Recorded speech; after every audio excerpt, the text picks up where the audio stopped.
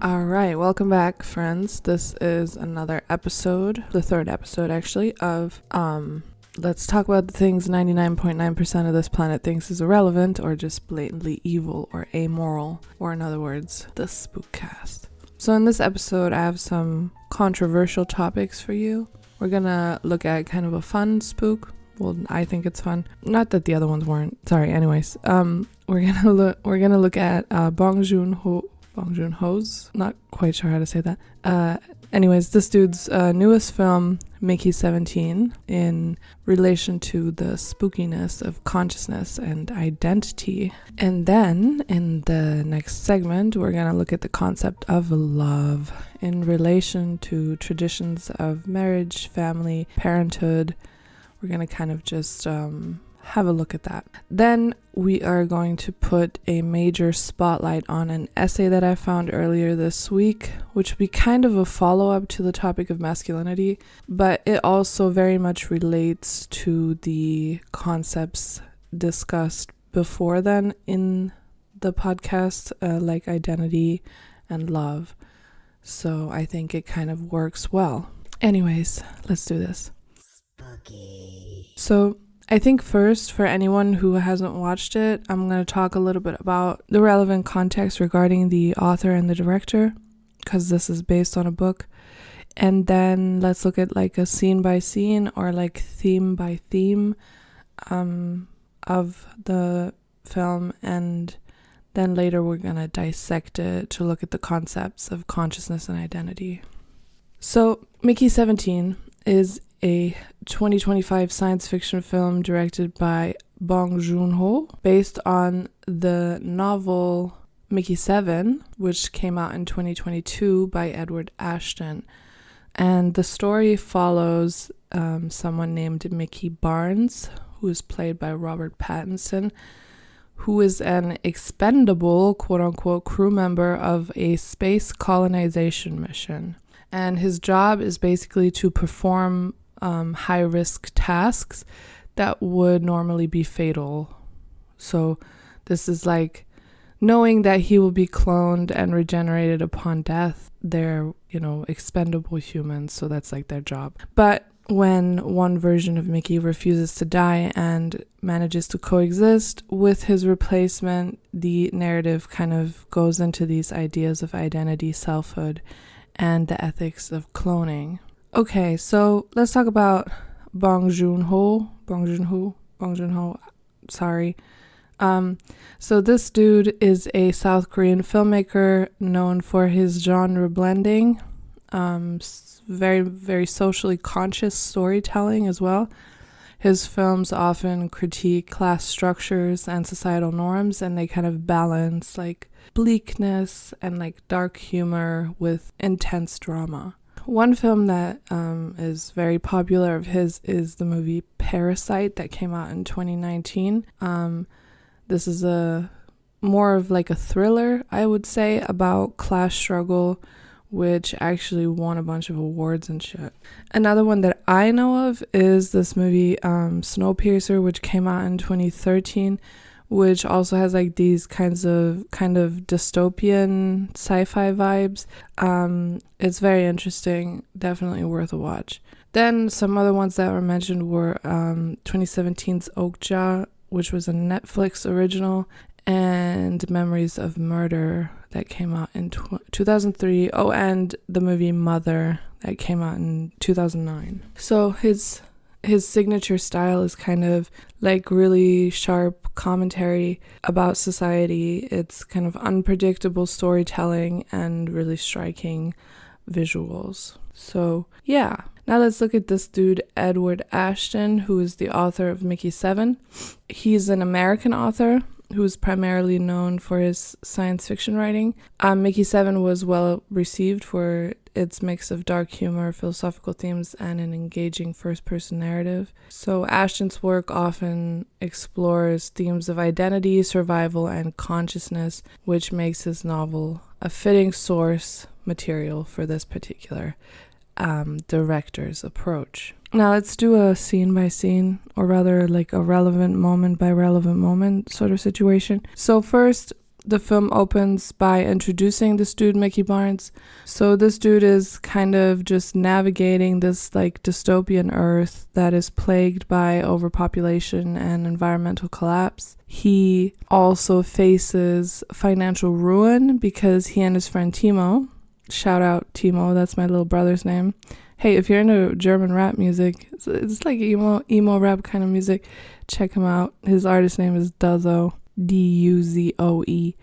Anyway, so he has like a business with this dude Timo, and they are pursued by a loan shark, and because of being so, fucking down on their luck and shit, and just like life generally sucking ass for them, Mickey and his friend decide to join a space colonization mission to this planet called Niflheim. To be part of this, Mickey has to sign up to be what is referred to as an expendable because unlike his best friend, he is kind of useless and can't be a shuttle pilot. So then we kind of get into this concept of the expendable. So these expendables basically are clones who are designated to undertake like the shittiest of all tasks, basically. And each time he dies, this Mickey clone dies, he is regenerated, but with his memories and personality intact, or largely intact. So we're gonna go into kind of more deeper, like philosophical territory here, because we're thinking about this cycle of like death and rebirth, which introduces the film's exploration of identity and the value of individual life within like a utilitarian framework. Another important part of the story is Mickey's relationship to Nasha.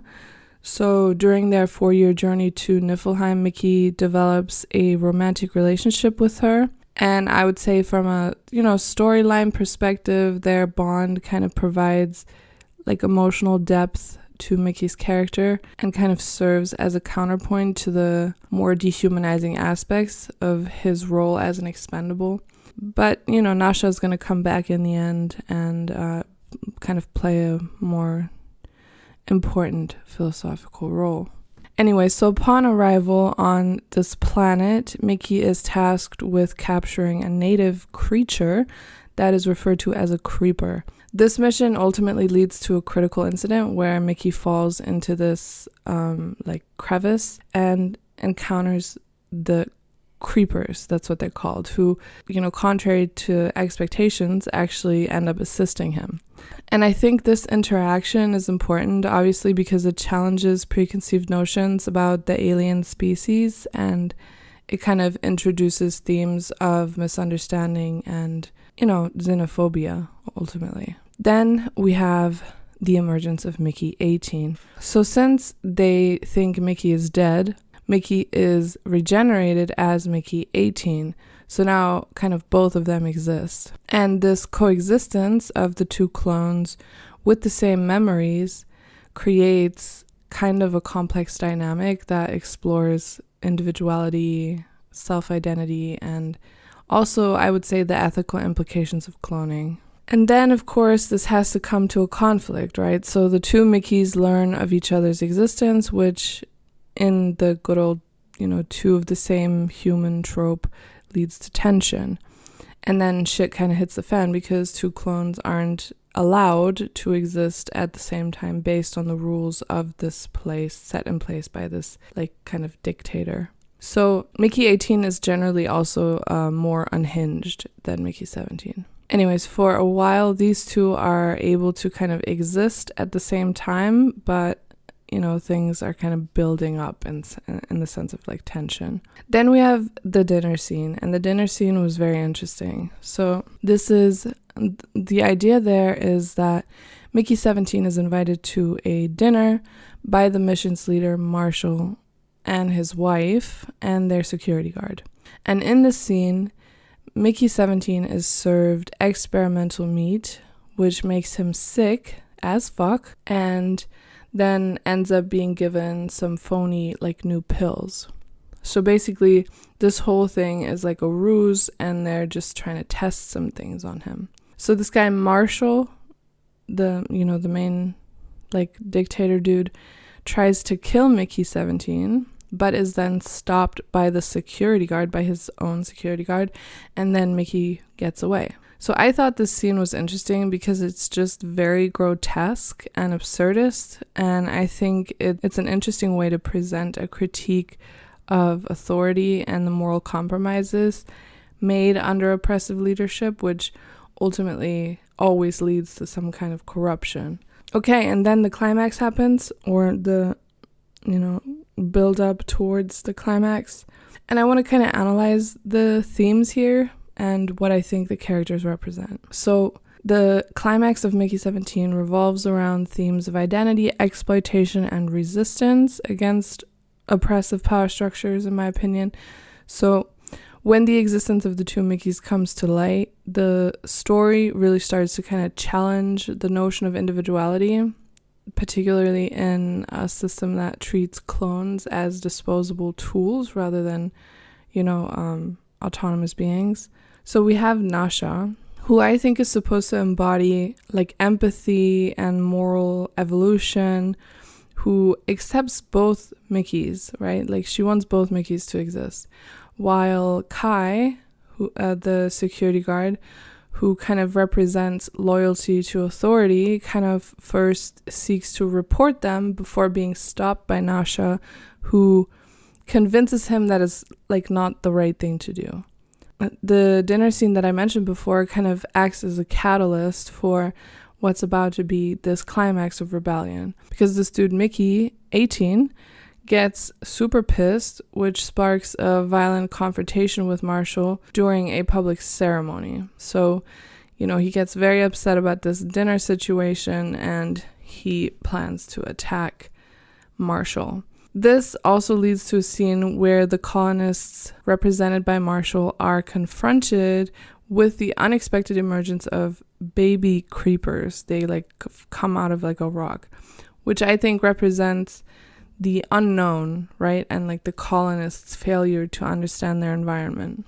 So then the discovery of the creepers' presence kind of forces a reckoning between humans and the native species. So in this scene, Mickey 17, who has already experienced cooperation with the creepers, is convincing people that they're nice and shit, but still the chaos kind of ends in one of the creepers getting killed by this Marshall dude's security guard. Then we learn how sadistic this Marshall guy really is, because he decides that the Mickeys now have to compete for survival by harvesting creeper tails for his wife's absolutely disgusting culinary obsession with sauces. So this, I think, illustrates the depth of commodification and dehumanization within the colony's hierarchy. Then in a turn of events, the Mickeys end up subverting this expectation by seeking diplomacy instead. Oh, by the way, and they're wearing vests with bombs strapped to them.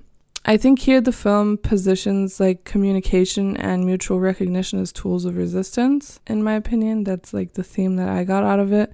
Anyway, so the creepers demand justice for their fallen baby creeper soldier, and then Nasha takes the wife of Marshall, I'm sorry I forgot her name, hostage to protect the other creeper, who obviously represents a shift from passive acceptance of authority to direct defiance.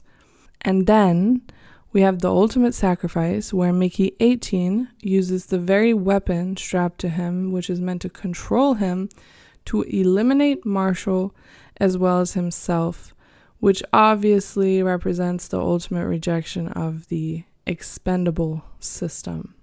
Then the wife character succumbs to madness, and Marshall's collaborators are punished, and then Nasha becomes the leader, which obviously kind of signals a new, more empathetic direction for the colony. It's a very positive ending in a sense. Then the final act is Mickey 17 detonating the cloning device, which kind of serves as both a literal and, I would say, symbolic end to the expendable program. All right, let's see what other people say about this movie before I start giving my 2 cents. So I found a couple of interesting articles. One of them was in Vulture magazine, and it explores how this is the first time the director seems to have crafted his like a happy ending, mostly happy ending, despite his reputation for very bleak storytelling. And in this article, the director actually addresses his perspective as well and kind of answers some questions. So there's obviously a theme of dictatorship and self-blame and like technological ethics, which, you know, you could draw a lot of parallels to real world events, including South Korea's political struggles, but also like the rise of like right-wing authoritarian figures or like tech bros in politics. He insists that Marshall wasn't directly based on Donald Trump, but that he definitely reflects how dictators manipulate charm to gain power, but that the film mostly critiques the blind acceptance of harmful technological advancements, which very much links to themes of like the rapid sort of unchecked growth of technology, especially AI right now. So despite his generally pessimistic narratives, he feels that what he is doing here is emphasizing and acknowledging that there are very dark realities which kind of have to be the foundation of true optimism. Then I found another one in The Independent. So this article highlights Mickey 17 as an anti-capitalist sci-fi film that addresses existential questions about worth in a world designed to make people feel expendable. And it talks about how the film turns capitalist exploitation into like a satire, with Mickey basically representing the working class. So it presents the film as blending absurdism, humor, and class politics, and a bold statement against the dehumanizing aspects of capitalism. Alright, so now I want to look at the themes and relate them to Stirner's egoism. So the themes that I found relevant were this idea of the disposable worker, which relates to the Spook of Duty, I think.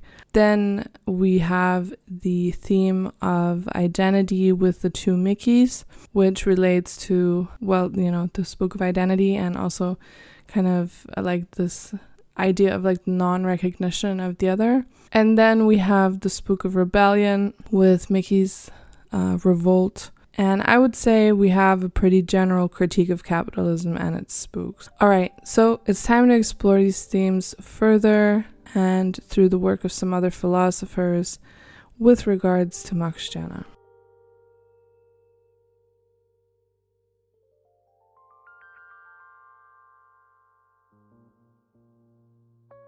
So let's break it down. First, we have the disposable worker and Stirner's critique of the state and society.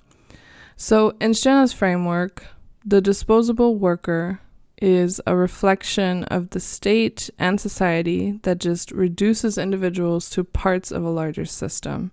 So people lose their sense of individuality as they're absorbed into roles and functions and ideals, which Stirner sees as spooks. So let's bring in someone else here, namely someone who absolutely fucking hated Stirner with a passion. Karl Marx. So Marx's concept of alienation, I think, is important here, because he argued that under capitalism, workers are alienated from the products of their labor and from their humanity and from one another. So in the case of Mickey is alienated not only from the work he does, because he's disposable, but also from his own sense of self. So Mickey's repeated cloning is a perfect example of how capitalism treats the worker as a replaceable part. So the Mickey that returns each time is not a continuation of the self, but actually like a vessel to perform labor, which results in the loss of individuality.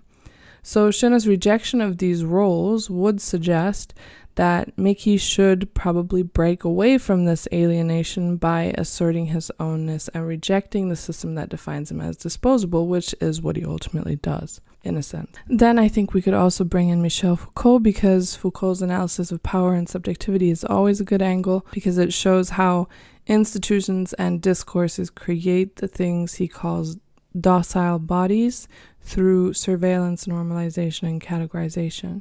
So in the movie, Mickey's repeated death and replacement could be seen as a form of biopolitical control, where his body is managed not for his own benefit, but for the system's needs.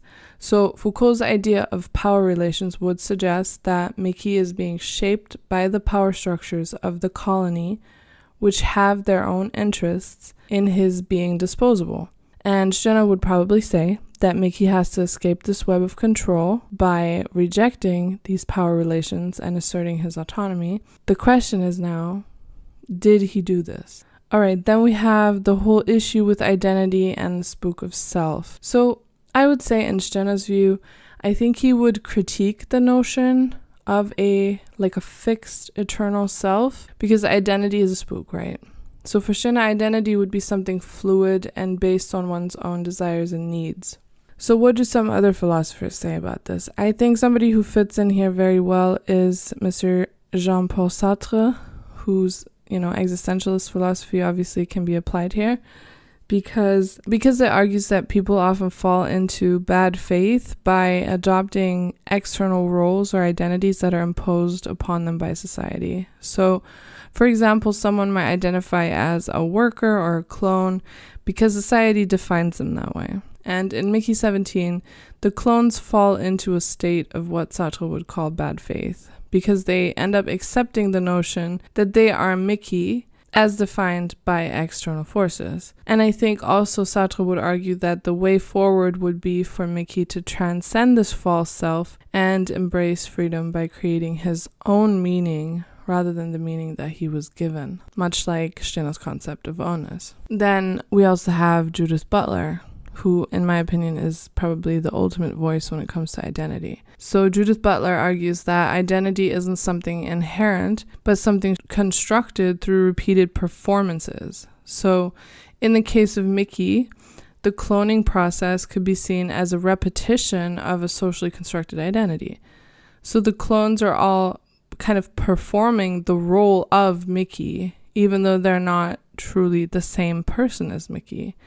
And Stirner would probably then encourage, based on this knowledge, to kind of reject this performance and to create one's own performance. And then I think another important aspect would be the kind of spookiness of Mickey's rebellion. So from a Stirner-inspired perspective, you kind of have to live a life of perpetual rejection of anything that restricts ownness, but kind of without falling into the trap of rebellion. And in Mickey 17, Mickey's rebellion against the disposable status could be seen as a kind of Stirnerian self-liberation, because it's more than anything a step toward reclaiming his autonomy and rejecting the societal roles imposed on him. We can also here, just real quick, give a shout out to Friedrich Nietzsche's concept of the Übermensch. So the Übermensch is an individual who transcends the constraints of society, religion, and morality to create their own values and meaning. And in a way, Mickey's rebellion against the system is an attempt, in the least, to not only transcend the role that he has been forced into, but also to really go on and produce his own meaning. So he would reject the values imposed upon him and in a way then create his very own path. It's just that we don't really see that much of that. Also, another concept that I found interesting here in relation to rebellion is Giorgio Agamben's idea of homo sacer, because it kind of describes this exact individual, an individual who's excluded from the political community and is subject to being killed by impunity. So this is literally what Mickey is. The clones in Mickey 17 actually resemble Agamben's homo sacer in that exact way. So their rebellion could be seen as a way to counterbalance that. Okay, and then I would say overall, this film is a critique of capitalism and a critique of exploitation. So this is pretty clear and obvious, I think, and Stirner obviously would, be down with that. Critiquing capitalism as a system that commodifies individuals and reduces them to instruments of production. So in Mickey 17, Mickey's existence as a disposable worker kind of reflects the dehumanizing aspects of capitalism. And other philosophers who discussed, there were many, but probably my favorites are definitely Max Weber and Herbert Marcuse. So Weber's analysis of bureaucracy and the quote-unquote iron cage of rationalization in modern capitalism offers an interesting perspective on how individuals become trapped in systems that prioritize efficiency over individuality. So the clones in Mickey 17 are exactly that. They are effectively trapped in a bureaucratic system that values their utility over their humanity. And Stirner likely would say that the only way out of that is to embrace self-ownership and liberate oneself. And then there's Marcuse's critique of what he called the one-dimensional man in capitalist society, which suggests that the individual is shaped by the system in such a way that they no longer have the capacity for true freedom or critical thought. And again, this is reflected in the film because Mickey's rebellion could be seen as an attempt to escape this one-dimensional existence. And by rejecting the predefined role of the disposable worker, Mickey could be attempting to reclaim a sense of genuine autonomy that Marcuse believes is suppressed under capitalism. So from a Stirnerian perspective, the real question when it comes to Mickey 17 is, did Mickey liberate himself? Did he gain a sense of self-ownership? Did he successfully avoid becoming sucked into another spook? So here's my opinion on that. Stirner's concept of ownness refers to an individual's ability to take full possession of themselves and to reject all external ideological constructs that would in any sense dictate their identity or actions. And on top of that, Stirner very clearly warns against rebellion, which is motivated by opposition or motivated by identity rather than actual self-interest. Which means that if somebody rebels to fit into another identity, like, oh, I'm a revolutionary or I'm a freedom fighter or whatever, they actually remain trapped within the spooks they seek to escape. So, Mickey 17's journey is one of resistance, obviously, against an oppressive system, but whether he actually embodies ownness is like it's actually a pretty complex issue. So Mickey begins as an expendable, right? He's a literal tool of the colony's utilitarian logic, and his life and death is owned by the system and not by himself. So his identity is defined by his role, like dying and regenerating to serve a purpose beyond his own self-interest. And this, in a way, does align with Stirner's critique of identity, which, identity shaped by external forces.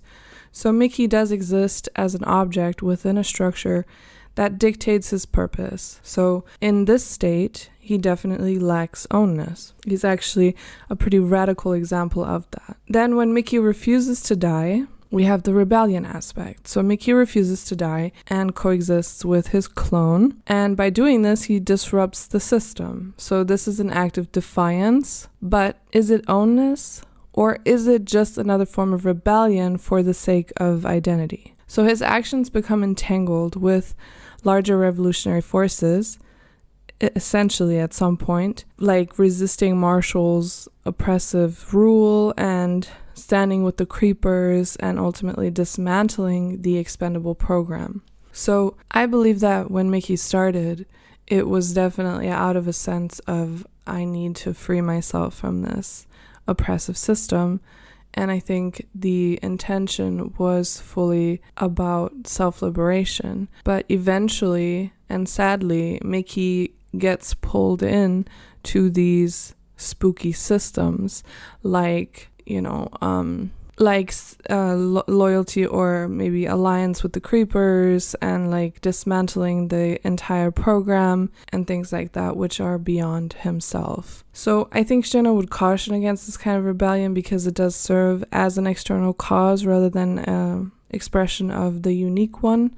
So if Mickey fights because he sees himself as the hero or the liberator, then he actually replaces one imposed role with another that he gives himself. So the question is, does Mickey reject the system for his own sake, or does he become an agent of a new ideology? So let's talk about the final act, because I think that's important. So in the final act, Mickey destroys the cloning device, which is symbolic for the cycle of the Expendables program. So this could be seen as an assertion of his ownness in a sense, like choosing not to be a tool of the system anymore. But if he does this in service of an abstract ideal, like because he does kind of become entangled with like the new leadership of Nasha, who Nasha is like a very morally evolved kind of symbol. So that could be problematic. And there's also a paradox here, because Mickey's very existence depends on the cloning system. So by destroying it, he essentially annihilates the structure that allowed him to exist in the first place. So if Stirner argues that true freedom is self-possession rather than adherence to external causes, does Mickey's act truly serve himself, or does it serve the colony's moral progress? If it's the latter, then he's definitely stuck in another spook. All right, friends. So that's my analysis of the movie. I think you should watch it. It's definitely worth a watch. It's not boring. It's a little bit fragmented, I would say, in certain parts. It's not really my kind of humor, but I do think that it's worth a watch. So, once you can watch it for free, I think you should watch it. Okay. So I think this is enough on that. Let's now head over to the next segment, where we're going to have a look at some practical everyday things that deserve our attention.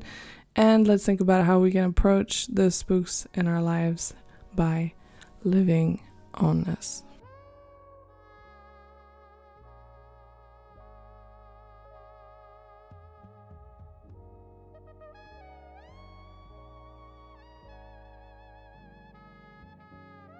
All right, so one of the many requests that I got, or rather, submissions for, which spook haunts you the most. One that I got many, many times is the idea of love. So love in its various forms, okay? Relationships, partnerships, friendships, parenthood, family, marriage, that kind of stuff. So if we believe movies and stories and books and poetry and God knows what, love and traditional manifestations of love, like marriage, parenthood, family, and so forth, are represented as some kind of idealized, selfless, almost spiritual force. But I want to ask a question today. Is that a spook? Is love really a selfless, transcendental force, or is this something more personal and more ego-driven? You see, friends, there's a paradox at the heart of love.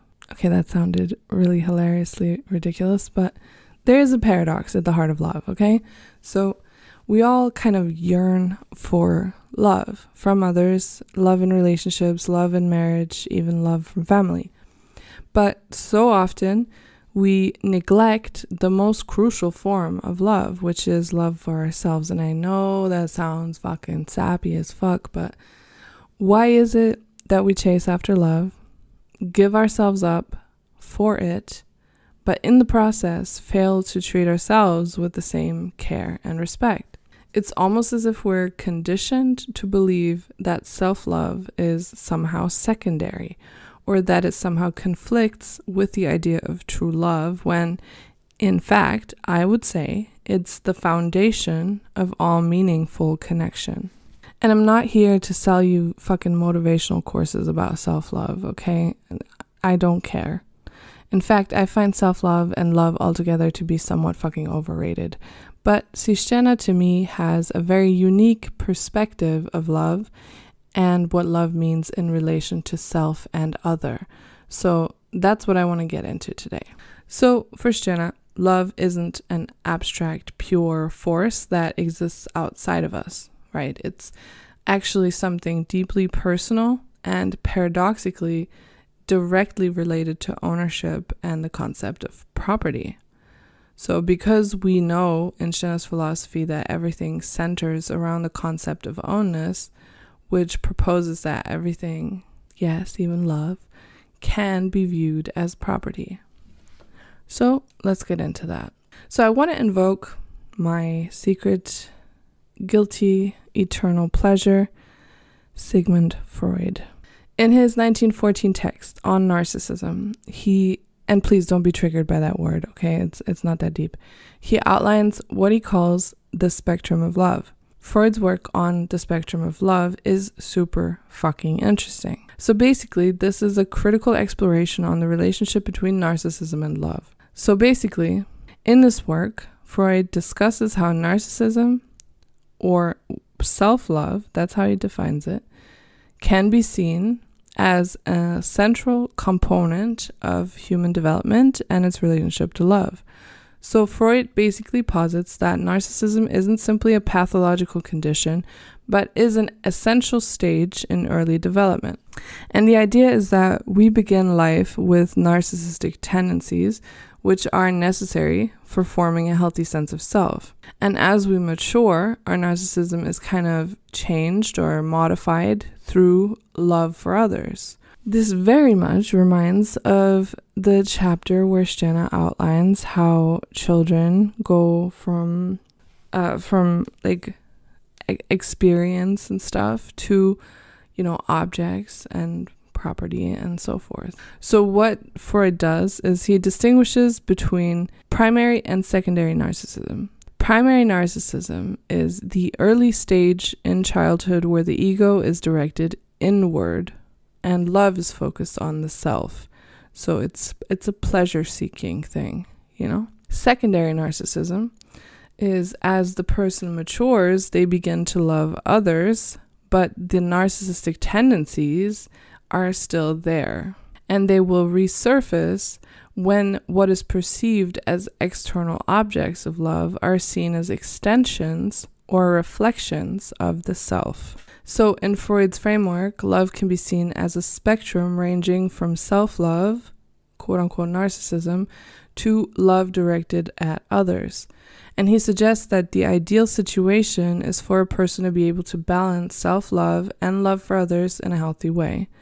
So when narcissism dominates, it can distort the ability to form authentic relationships with others, which ultimately will lead to pathological forms of love. Then Freud discusses the concept of object choice, which refers to the process of selecting an external object, a person or a thing, to direct one's love toward. So he connects this choice to early experiences and how they shape the individual's ability to form love relationships. So a person's object choice is influenced by their narcissistic tendencies and the extent to which they are still caught in self-love. So I want to kind of use this concept of the spectrum of love to talk about Stirner's ideas on love. First, we should probably look at what Stirner even says about love. Let's look at a couple of quotes. So right in the beginning, we have the idea that love is a cause.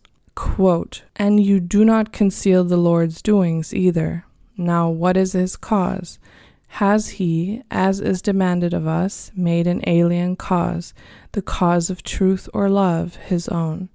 You are shocked by this misunderstanding, and you instruct us that God's cause is indeed the cause of truth and love, but that this cause cannot be called alien to him, because God is himself truth and love. You are shocked by the assumption that God could be like us, poor worms, in furthering an alien cause as his own. Should God take up the cause of truth if he were not himself truth? He cares only for his cause, but because he is all in all, therefore all is his cause. But we are not all in all, and our cause is altogether little and contemptible. Therefore, we must serve a higher cause." So love in this context would be likely seen as just another cause that individuals are expected to devote themselves to.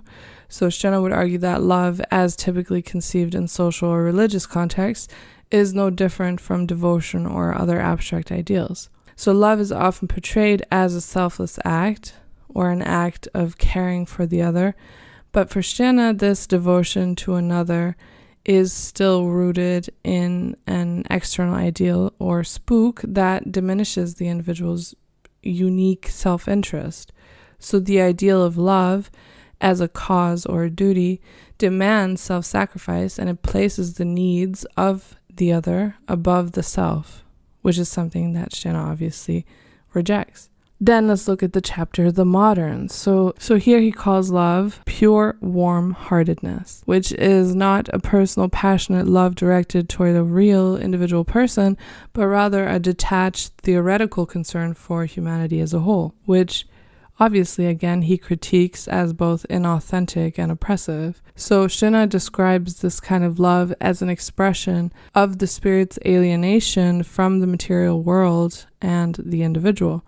And the modern version of love, according to Stirner, has become a generalized, empty concern that's detached from the specific, unique individual and thus kind of hollowed out of genuine meaning. Then we have another part where he highlights how, in his framework, the essence is not something directly tied to the individual's lived experience, but rather an abstract ideal that exists beyond human reality. So the essence of human feeling, for example, is abstracted into quote-unquote love, and the essence of human will is framed as quote-unquote what's good.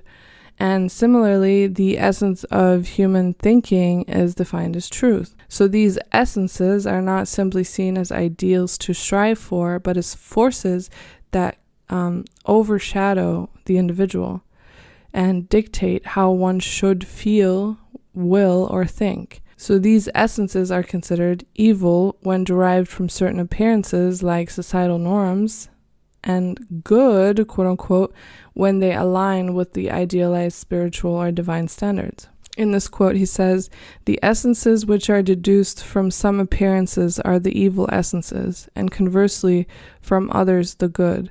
The essence of true feeling is love. The essence of human will is the good, that of one's thinking, the true, etc.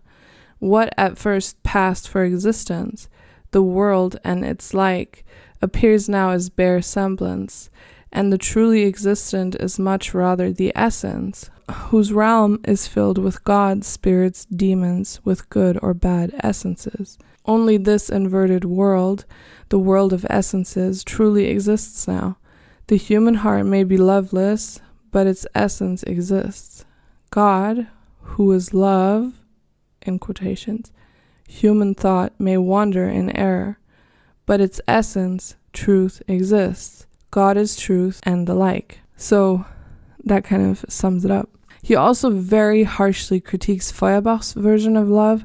So what he does is he critiques his attempt to kind of invert like speculative philosophy, particularly the traditional religious view that places God as the subject of all existence. So Feuerbach's idea is that by flipping the relationship and making the predicate, like the qualities of God, the subject, one reveals the like undraped truth, quote unquote, which strips away the supernatural and exposes the essence of human nature. And in doing so, Feuerbach kind of advocates for the idea that the qualities that are traditionally attributed to God, like love, should be redefined as human qualities.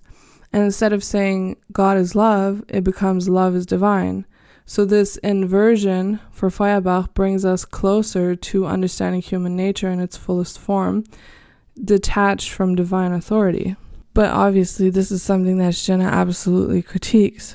And then in the chapter, The Hierarchy, he critiques the idealistic notion of self-sacrifice and the spiritual pursuit of abstract values like love and goodness. So he emphasizes again that those who seek to realize these ideals, which often happens through grand projects like establishing, like a kingdom of love, are in fact haunted by fixed ideas or spooks. And these abstract concepts, which they believe should govern human behavior, ultimately become a source of oppression. So by internalizing these ideals, spiritual men become enslaved by them, and they constantly strive to realize something external or transcendent that can't ever be fully grasped. And then in the chapter, The Owner, he critiques brotherly love, or a sense of brotherhood altogether. And this just goes on and on and on and on, and I don't want to get into every single example, but what he basically does is tear down this collectivist ideal of love to ask the question, can love be egoistic, and what would that mean? What would that entail? And I want to use Freud's concept of object and self-love here to make this case. So we've established that both Freud and Stirner see love not as some mystical force, but as something deeply entangled with the self. So that's the first one. Freud also frames it as a spectrum between self-love and object love, or love directed inward and love directed outward. So how do the two relate, and how can that help us understand the spook of things like marriage or parenthood or whatever? So let's take a step back. If love is not universal and not a transcendental ideal, then what is it? For Stirner, love is property. And not in like a sentimental way, not in like I own your heart or you belong to me or whatever the fuck, but in the sense that love is an extension of one's ownness. So it's something that one has to take, hold, and value, not because of some higher moral obligation, but because it pleases them. And again, this is about love, not about owning the person, because that comes from a totally different psychological place. So let's connect this with Freud's narcissism. Freud argues that our earliest experiences of love are inherently narcissistic, so we begin life absorbed in self-love, and only later do we extend love outward. But even in those external expressions of love, there's still an element of self-interest. So we love not just for the sake of the other, but because loving fulfills something in us. I mean, that is exactly what Stirner is saying. Even the most self-sacrificing love can actually be traced back to a desire for validation, connection, fulfillment, whatever. And the true problem is that people are brainwashed into thinking that they cannot live that desire. So this is where they kind of converge. Because Freud would say that love never fully escapes narcissism. And Stirner would say that's because love is always egoistic at its core, just like everything else. He would argue that even when people claim to love selflessly, they're still engaging in love because it satisfies them in some way. So the difference is really that Stirner has a deep desire for us to acknowledge that we are egoistic instead of pretending that love is some kind of selfless duty. Because for Stirner, ownness is achieved through owning up, right? It's achieved through speaking it into existence and to being okay with it. So it's achieved through self-ownership or aligning with one's desires, because you can't align with your desires if you don't want to acknowledge that you have the desire in the first place. So when society tells us that true love is unconditional, or selfless, or pure, or whatever, all I know is I'm not gonna buy that. I think that is bullshit. Because think of all the cultural narratives that reinforce this. The mother who sacrifices everything for her child. Try being a mother and just for a day saying out loud that you don't want to be a mother, Or the partner who stays in a relationship out of duty because, you have a responsibility for this person, or you can't, just follow your desires. Like, this is all seen as a taboo. To this fucking day, it's seen as a taboo, So it's the same with friendship, If you're my friend, you got to do things for me. So these stories elevate love into something beyond the self and beyond self-ownership, to be like the highest form of kind of connection that one can have with somebody. But Freud and Stirner both teach us to push back on this. Freud would say that even the most seemingly selfless love is still fulfilling some psychological need, whether it's a desire for approval or a subconscious repetition of childhood patterns or whatever, maybe even control. And Stirner would go further and say, why lie to yourself? If love is an expression of self-interest, why not embrace it instead of disguising it under moral pretenses? So Stirner just kind of frees us from this ethical implication that guides our level of obedience and says, you are an egoist because the world is egoistic, so just be a fucking egoist. So this is where we see the spook of love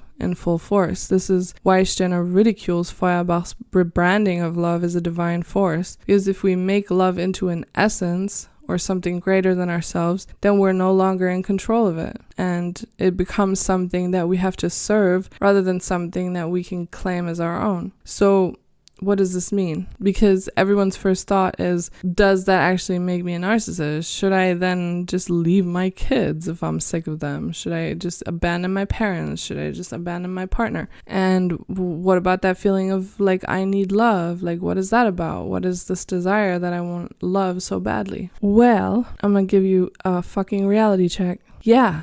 Do what the fuck you want. You literally just have to work on understanding what it is that you truly want by allowing yourself to have those desires and then going from there. So, and you know, this is something that people have a problem with because they think like, oh, but you know, like what is this other person? Like I have like a responsibility for them, or like I feel bad, I feel guilty, blah, blah, blah. Being honest and being authentic is always more fair to the other person than like when you're not being authentic, it's not to protect other people, it's to protect yourself. It's always to protect yourself. So my advice would be to always kind of be very critical of your own intentions and to really think about, what am I doing here? And is this really serving me, or is it serving the other person?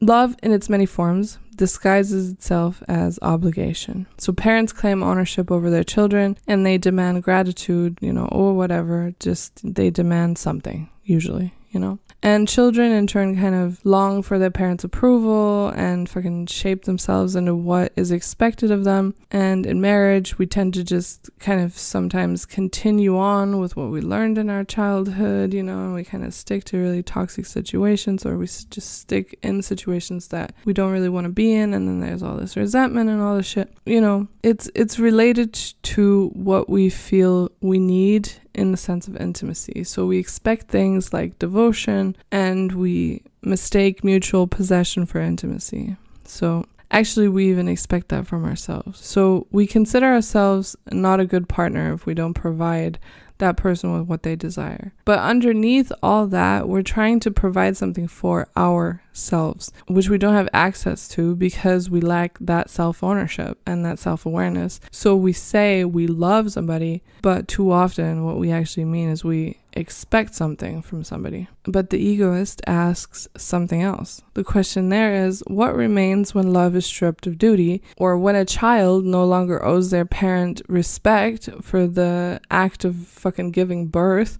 Like, what happens? When a spouse doesn't confuse commitment with self-sacrifice, what happens? So like, love without obligation would be this fleeting, shifting thing that's alive, right? Rather than like enshrined or encaged. And it's the love of those who choose, not those who are bound. So to love one's parents, or to love a partner without ownership, or to love a child without expectation, this is love as an egoist would see it. It's a love that's not built on debts and demands, but on free will. But don't get me wrong, this love is fucking terrifying, obviously. Because if people don't owe us anything and we don't owe them anything, then why would anyone ever stay? Or how could it, you know, how could you possibly compete with everyone else? Like, if everything is so fleeting and so fluid and so wild, then how could you ever even have love? So the need to be loved or to be seen or accepted or desired is of course legit. And it actually pulls at the foundation of egoist thought. So we want love, but do we want it freely given? Or do we just want it guaranteed? Because the problem is, I think that many would rather be needed than chosen, which actually just kind of ends up trapping someone rather than to accept the risk of abandonment through a more fluid and like freedom-based relationship. I would say that self-ownership means to embrace this risk, because the only way you can be real is if it isn't owned. And the only way you can avoid the drive for ownership of another person is to embrace owning yourself. But what does it mean to own yourself? And this is really the only advice that I can give. Try to really ponder on the concept of ownness, man. For Stirner, love should be about what you actually want. So love should not be an obligation, but a self-possession, or something you engage in because it enriches your life, because it belongs to you. And this is a radical redefinition of ownership and property, and probably one of the most important things to Stirner and that he has put into the world. So think of it this way. In Freud's model, the healthiest form of love is when self-love and object love are in balance. Stirner would take this further and say that true freedom in love actually comes when we recognize that loving another is never separate from our own enjoyment. And this enjoyment is legit. It's okay to ask for and share what you want because it enriches you. Love is not about losing yourself in another person, or owning another person, or being owned by another person. It's about affirming yourself through the love that you experience, and that is what self-ownership is. And this isn't just about romantic love, it also applies to friendships, family, parenthood, and everything else. So here's the real question. How do we love egoistically? I would say stop seeing yourself as a duty. If love feels like an obligation, like something you have to uphold for its own sake, then you've been caught by a spook. It's pretty easy to tell. Love should never be about meeting an external standard. The second one would be acknowledge your own desires. So love is not just about the other person. It's about what you get from loving them. So this doesn't mean being selfish in the sense of exploiting others, but it does mean being honest about your own motivations. And then recognize that love is a possession. So you don't owe your love to anyone, and nobody owes love to you. You love because you want to have it. And that's a good thing. So let's imagine a really radical example of a parent who doesn't want to be a parent. This is probably the most radical example that I could think of. So to live in ownness here would mean to confront that truth without pretense, without forcing oneself into an idealized notion of selfless or unconditional love simply because it's expected, because love that's given out of obligation to fulfill a societal ideal is not love at all. So what does that mean in practice? It could mean walking away. Yeah, 100%. Abandoning the child. That is one possibility. One that society deems fucking unthinkable, but which in the framework of ownness is an acknowledgement of a personal reality and a personal desire. But it could also mean something else. It could also mean turning to the child and saying, you know what, I didn't want this, but here we are. I will give you what I have, though sometimes that may not be love. Sometimes it may not be enough. This is not about moral prescriptions or justifications. It's about honesty. It's about authenticity. It's about refusing to masquerade as something one is not. So there are moments when love is simply not there, when it can't be conjured from duty alone. And there may be times when even giving what one has is not possible. So ownness does not dictate the outcome. It demands that one face reality without illusion. And unfortunately, this is absolutely radical and considered massively taboo in this world, especially for women, honestly. But ownness is not a fairy gift. It's radical and it's difficult, but it always comes from a place of authenticity.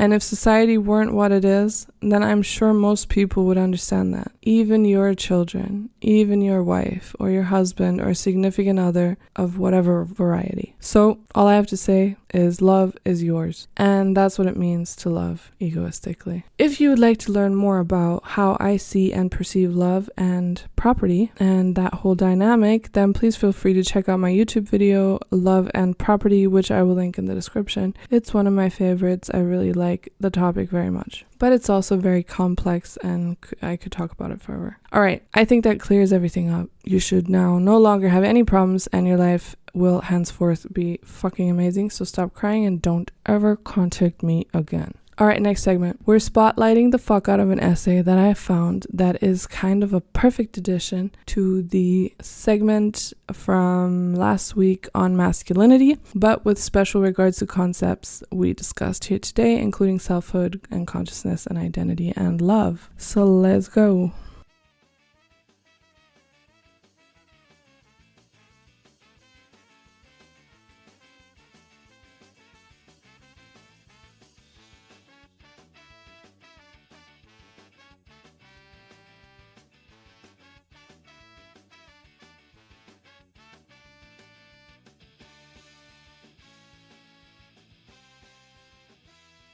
I found a really interesting essay which was published a couple weeks ago, actually in an annual peer-reviewed journal called The Space Between Society. I'll share the link in the description. The text was written by Naomi van Overveld, I hope I'm saying this right, who is hang on, I'm just going to read this from their website. So this person is a PhD candidate at the University of Groningen, where she also earned her master's degree in English literature and culture. Naomi's research project focuses on early 20th century masculinity in British literature in novels by authors such as Forster, D.H. Lawrence, and Radcliffe Hall, and she's particularly interested in the ways in which ideas on masculine identity and expression change throughout the writing process of a single novel by comparing and contrasting manuscript versions of those novels. Naomi's contribution to the edition of The Space Between journal is her first publication. Alright, so since the text analyzes a novel by E.M. Forster, I'm going to give you a quick recap in case you haven't read it or don't know what the fuck I'm talking about. So, this novel is called Maurice. It was written in 1913 to 1914. It was published later on after he died in 1971. It's widely considered a groundbreaking work in queer literature that follows the emotional and sexual awakening of a person named Maurice Hall. So the novel traces Maurice's journey from his upper middle class upbringing into self-discovery. So basically the premise is that as a student at Cambridge, he forms a deep but ultimately unfulfilling romantic and intellectual bond with a dude named Clive Durham, who later chooses to actually marry a woman and conform to societal expectations. So Maurice is pretty devastated by that and really goes deep into self-loathing and attempts to kind of cure his homosexuality through hypnosis. So then later in his life, things change when he meets a dude named Alec, who is a working class gamekeeper at Clive's estate. And their relationship ultimately leads Maurice to reject societal norms in favor of personal happiness. So this is a rare, optimistic ending for queer literature, which makes it so interesting, especially in that time because, this came from an era where that shit was straight up criminalized. So let's go into Overveld's text. So her text is called Masculine Identity in E.M. Forster's Maurice, Ascending to Max Stirner's Embodied Self. And as the title states, she's kind of analyzing the potential of Stirner's concept of the embodied self, or in other words, the unique, to understand how self-liberation and uniqueness relates to concepts of identity and love. So let's look at the structure and the main arguments. So in the introduction and contextualization, the text begins by addressing how Maurice has been read as a homosexual novel, or as one that pits homosexuality against heterosexuality. And it then sets up the argument that Stirner's dialectic provides kind of the perfect framework to reframe Maurice's dilemma as one that's indicative of masculine distress in bourgeoisie society, rather than just a homosexual experience. So this text offers a totally different reading than what we are used to with this novel. Then the text goes on to critique the common reading of the character Clive's Hellenism as an ideal that awakens Maurice. Because in the book, Clive is portrayed as a figure who kind of substitutes one societal ideal, like Victorian heterosexuality, with another, which is aestheticized celibate male companionship, to try to make homosexuality acceptable rather than promoting true self-liberation. So the text uses Stirner's dialectic here to argue that Clive's worldview is actually another spook that is set out to reinforce bourgeoisie ideals. And it basically contends that Clive's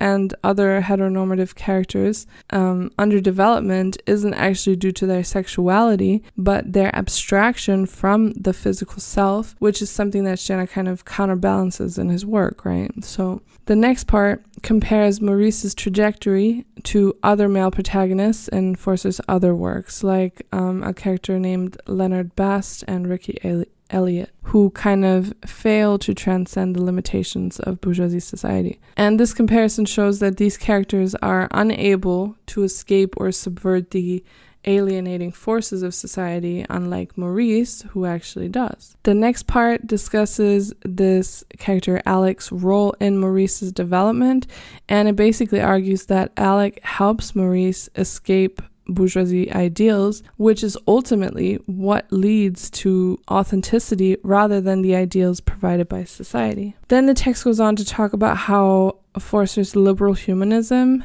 may actually have kind of obscured the influence of Stirner's egoism on his work. But the notion is definitely that this novel is Stirner inspired. So despite Forster not directly referencing Stirner, the parallels between Maurice and Stirner's dialectic suggest that Forster's work contemplates the revival of modern masculinity in a way that's very similar to Stirner's ideas. And therefore it's very possible that it was, inspired by his thought. Then in the last chapter, we have a conclusion, and the text kind of ends by analyzing how Stirner's egoism relates to the themes of love and selfhood. So it basically contends that true authenticity is grounded in love, which is another way of saying love and self-ownership are deeply entangled, which is what we literally just talked about, and can only be realized outside the oppressive norms of society. Yeah, that's about all I wanted to say about this. This text is awesome, guys. Read it. The link is in the description. Yeah, that's it. Let me do my announcements and then I'm out of here. So I want to remind you guys that we are looking for submissions to the print sign. Please check the link in the description for more information. Also, of course, we're always looking for new submissions to the e-zine all the time, all year round. So if you're a writer or an artist who likes Stirner, follow that link that says e-zine in the description for more information. Also, please check out the links for other stuff like merch. Yes, we have cool t-shirts and fucking cups and shit. So please check that out to support the channel. I also wanted to give a brief announcement regarding the upcoming next few months of my life, which will be really heavy and hectic. Lots of changes happening. I'm going to try to keep building engagement on this podcast as much as possible, and in about a year I'll be back with videos and other shit, so please don't give up on me quite yet, but I will be kind of slacking in the next little while. But things are only getting started, even if it may seem like that's not really happening and things are slowing down for a while. So I promised you I will be back. In about a year I'll also be building another channel which will offer cultural analyses in the form of video essays on whatever the fuck I want to do. I plan to build out my other channels and social media as well, but that is, like I said, all in the works, and I don't really have the fucking time right now to do that, so it's coming. I never break my promises. Ask anybody who knows me. Okay, what else? If you want to join our Stirner project, please check the link in the description how you can do that. If you like me personally or you want to support me as a writer or a content creator, please follow the links in the description as well. You can join my Substack where I sometimes post more personal things, or follow me on social media, whatever. I also do other shit, like I write poetry, short stories, all kinds of stuff. So yeah. Alright guys, this one's a little bit shorter. I didn't have as much time because things are kind of crazy right now. I hope you have a wonderful week and don't let the spooks get you. Love you, bye.